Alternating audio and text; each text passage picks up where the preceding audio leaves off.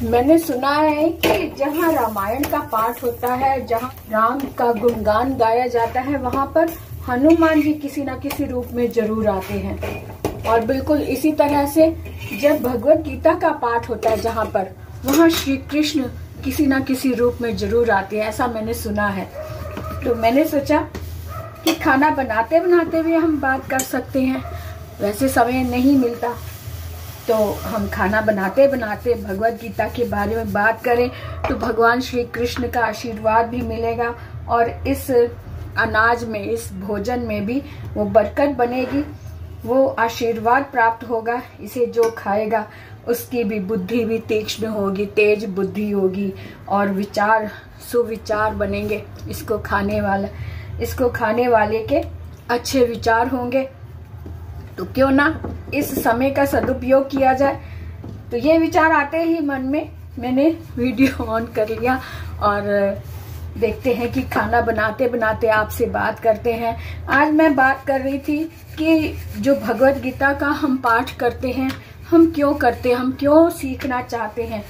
तो एक ही बात समझ में आई कि भगवत गीता में जो ज्ञान है वो दिनचर्या, हम जो हम जीवन में जीते हैं, जिन उतार चढ़ावों से गुजरते हैं, उन उतार चढ़ाव को सहन करने का, उसका सामना करने का हमें वो समर्थ आता है, वो बल मिलता है कि जो उतार चढ़ाव हमारे सामने आ रहे, हम उनका सामना कैसे करें और उससे बाहर कैसे निकलें।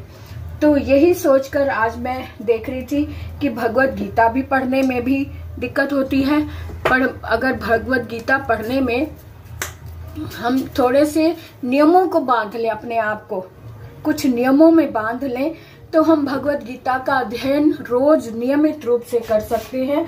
इसका नियम ये है कि एक तो समय बांध लो कि थोड़ा थोड़ा हर रोज पढ़ो और हर रोज जो हमने पढ़ा है उसको समझने की कोशिश करें। उसमें जो कठिन शब्द हैं वो गूगल से सर्च करके, इंटरनेट से सर्च करके उसके मतलब को समझे, उसके मीनिंग को समझे और उसके सार को समझे। अलग से उस हर एक शब्द के साथ साथ कोई ना कोई कहानी भी जुड़ी होती है, तो उस कहानी को समझें। तो जब धीरे धीरे छोटी छोटी बातों को हम समझेंगे ना, तो हमें वो बात, गहरी बात समझ में आ जाएगी कि जो उस श्लोक में कहा गया। क्योंकि संस्कृत के श्लोक में क्या होता है कि एक छोटे से शब्द में बहुत गहरी बात होती है।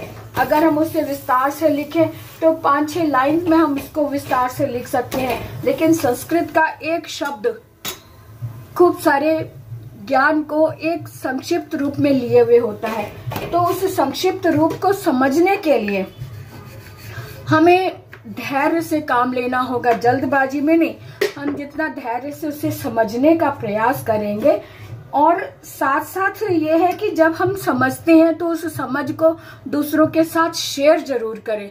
शेयर करने से ये फायदा होगा कि हम जब बता रहे होते हैं तो हमारे मन में एक पिक्चर भी चल रही होती है और जो हमने पढ़ा उस लाइन को भी हम सोच रहे होते हैं, और साथ में कुछ ईश्वर की तरफ से भी हमें वो शक्ति, वो बल प्राप्त होता है, वो ज्ञान प्राप्त होता है, जो वाणी के रूप में हमारे जिह्वा में आ जाते हैं। वो शब्द जो हम खुद भी नहीं जानते वो हम बोल जाते हैं जब हम किसी और से चर्चा कर रहे होते हैं। ये बड़ी ही विचित्र और अद्भुत बात है। अद्भुत ये चीज है कि जब हम कहते हैं ना कि जब कोई टीचर के रूप में, टीचर की पदवी पर बैठकर कोई बात बोलता है तो वो शब्द सरस्वती देवी के मुख से निकले हुए शब्द होते हैं।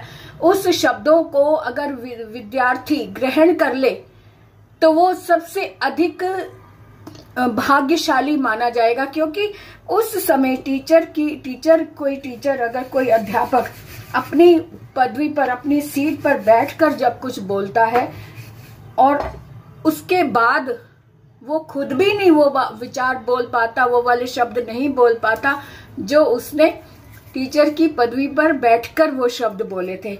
इसलिए समय समय की बात होती है, समय का लाभ उठाना हमें आना चाहिए कि कब कौन से शब्द हमारे मुख से निकले और हमने उसको कैच किया और हमने उसको अपने जीवन में उतार लिया। ये बहुत बड़ी बात होती है। अगर ये बात समझ में आ गई तो समझो हम गीता के सार को भी समझ गए। तो इसीलिए छोटे छोटे से अवसरों को इकट्ठे करो और अपने जीवन में उतार लो।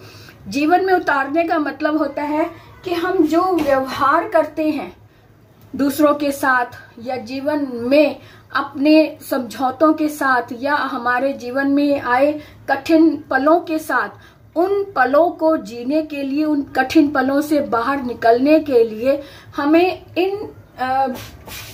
इन पलों की, ये जो छोटे छोटे पल होते हैं ना जिनमें से हमने शब्द ग्रहण किए या ज्ञान ग्रहण किया, वो छोटा छोटा सा पल, जो छोटा छोटा सा ज्ञान हमें इन पलों से निकलने में सहायता करता है ना। अगर हम इसे समझ लें तो समझो कि हमने काफी आज का दिन जो है, आज के दिन का सदुपयोग कर लिया। तो हर रोज को इसी तरह से छोटे छोटे ज्ञान से अपने आप को आत्मसात करते रहें तो थोड़ी थोड़ी समझ आती जाएगी। और हम अगर इस ज्ञान को, अपनी समझ को दूसरों के साथ बांट लें तो और भी उस ज्ञान में और भी वृद्धि होगी। क्योंकि ज्ञान एक ऐसा खजाना है जो बांटने से बढ़ता है और संचित करने से कम होता है। तो चलो, आपसे बात करते करते मेरे नाश्ते का काम भी बन गया और आपसे बात भी हो गई।